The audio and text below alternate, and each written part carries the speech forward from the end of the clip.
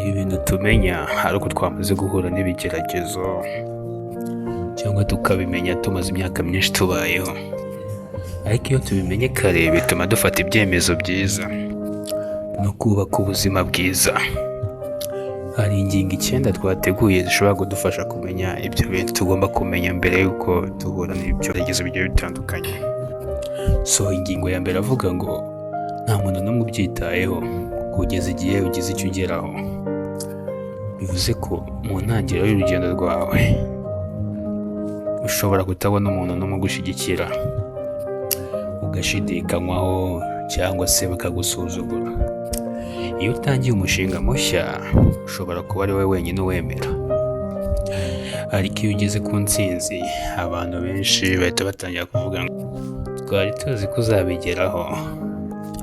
Iri ni isomo ritwigisha kudategereza ko abantu bose batwemera mbere yo gutangira, ukamenya ko intsinzi itangira ku kwiyizera no gukomeza gukora nubwo nta muntu waba ukubona cyangwa ugushyigikiye nyine.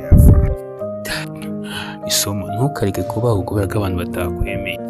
Wowe komeza ukore, ibisubizo nibyo bizavuga. Twagiye n'ingingo ya kabiri. Ingingo ya kabiri yo ivuga ngo igihe ntikizigera kigaruka. Mu by'ukuri igihe nicyo kintu cy'agaciro no kurusha amafaranga, kuko amafaranga wayagaruza ariko umwanya watakaje ntabwo uzongera kuwubona ukundi. Abantu benshi bavuga bati nzabikora ejo, ariko ikibabaje ejo nabwo bakongera bakabisubiramo ngo nzabikora ejo, kandi ubuzima bwo bugenda buhita. Mu buzima abantu batsinda si ukubera ko bafite amasaha menshi kurusha abandi, oya, ahubwo impamvu ni uko bo bakoresha neza ayo masaha bafite. Isomo hano: tangira uyu munsi, ntutegereze igihe cyiza, kuko akenshi igihe cyiza ntabwo kijya kiza. Twakomeje n'ingingo ya 3. Ingingo ya 3 yo iravuga ngo abantu bose siko baba inshuti zawe. Mu buzima haba hari abantu baguherekeza igihe ibintu byose byagenze neza, ariko ibibazo byaza bakakuvaho. Hari n'abandi baguhimbiriza ko mu gihe bari imbere yawe, ariko nyamara inyuma barimo barakuvuga nabi, cyangwa se mu gihe udahari bakakuvuga nabi. Inshuti nyayo ni ikubwiza ukuri, ikagufasha gukura kandi ikagushyigikira no mu bihe bikomeye. Mu by'ukuri niba ushaka ubuzima bwiza, hitamo neza abo wegera. Isomo hano riravuga ngo si ubwinshi bw'inshuti bufite agaciro, ahubwo ni ubuziranenge bwazo. Twakomeje n'ingingo ya 4. Ingingo ya 4 iravuga ngo amafaranga ahindura abantu. Abenshi bavuga ko amafaranga ahindura abantu, ariko akenshi ayo mafaranga agaragaza uwo umuntu yari asanzwe ari we.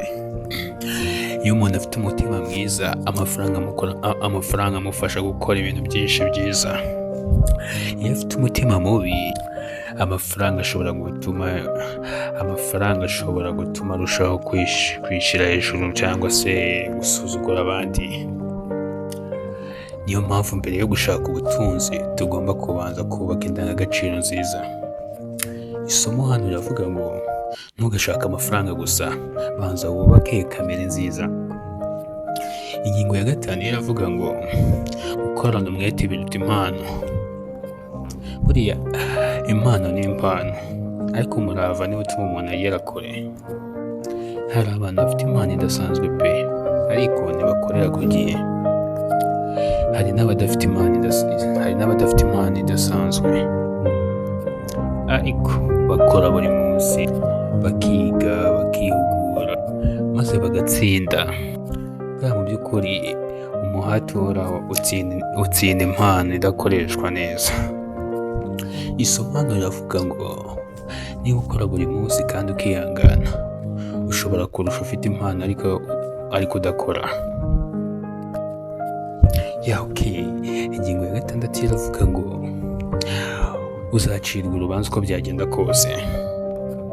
Mu by'ukuri nukora neza hari abazavuga ko udakora neza, nudakora hari abazavuga ko uri umunebwe. nta muntu ushobora gushimisha abantu bose pe uko byagenda kose. Iyo ubaye ushaka kunezeza buri wese uba utakaje amahoro yawe. Isomo riravuga ngo kora icyiza uko gikwiye aho kuba utegereje ko abantu bose bagushima. Yes, twakomeje n'ingingo ya karindwi. Ingingo ya karindwi iravuga ngo kugira ngo ugire icyo ugeraho bisaba imyaka si iminsi.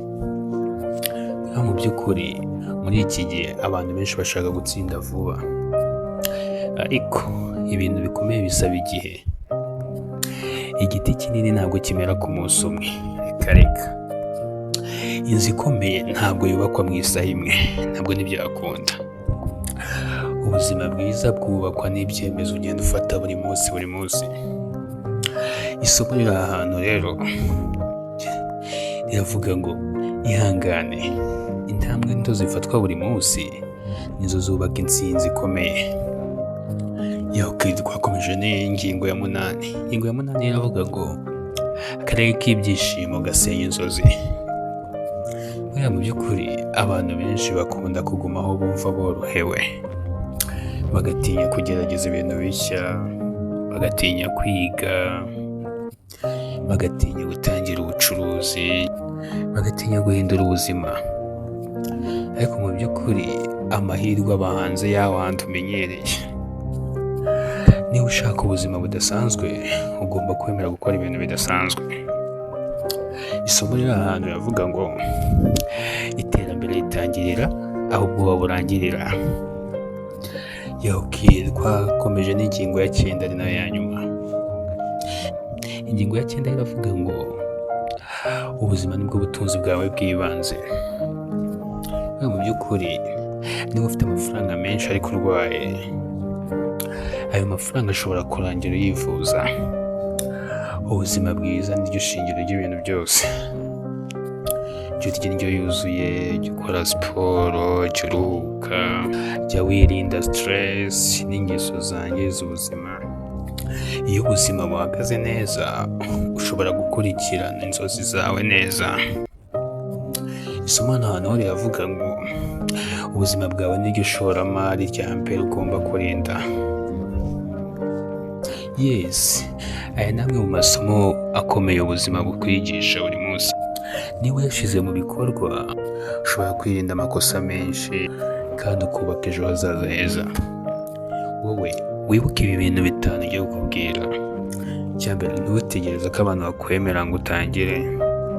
Koresha neza igihe cyawe, hitamo inshuti nziza, korana umwete kandi wihangane.